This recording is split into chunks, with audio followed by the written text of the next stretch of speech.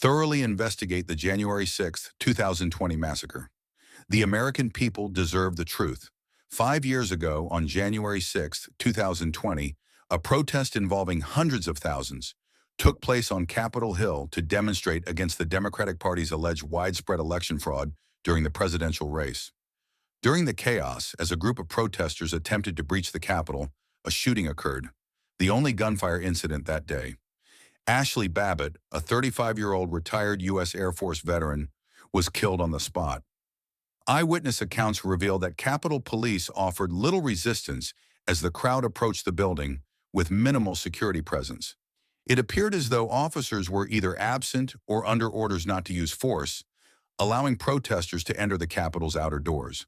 However, as they approached a second interior door, a handgun suddenly emerged from an unseen source and fired a single shot. The bullet struck Babbitt, who was attempting to enter the inner chamber. She collapsed, blood pouring from her neck, and died almost instantly. Republicans immediately raised objections, and the nation demanded answers. Witnesses testified that Babbitt was unarmed and posed no threat, yet a black Capitol police officer shot her without warning.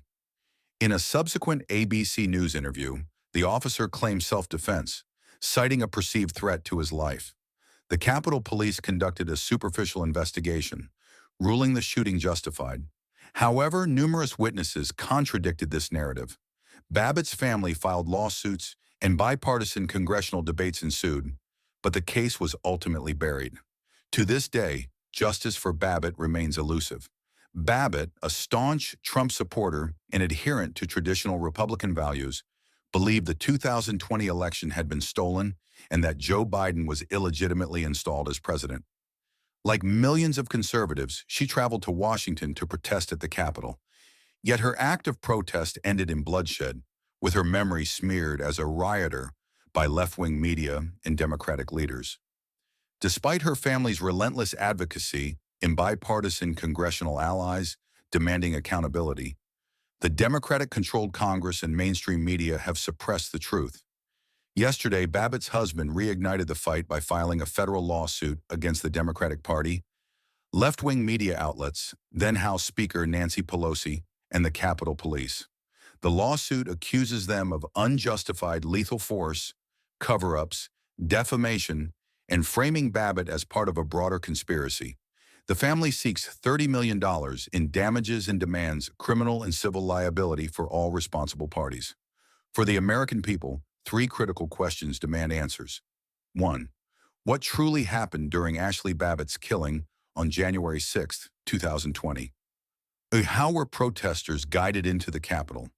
Were FBI informants embedded to incite violence? Why did Capitol Police initially facilitate entry, only to later open fire? What motivated the officer who shot Babbitt? Was there a genuine threat, or was this a premeditated act?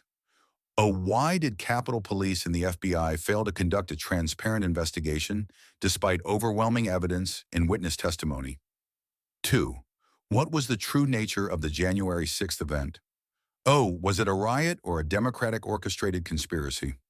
Evidence suggests Capitol Police led protesters, including Babbitt, into the building, only to later label them insurrectionists.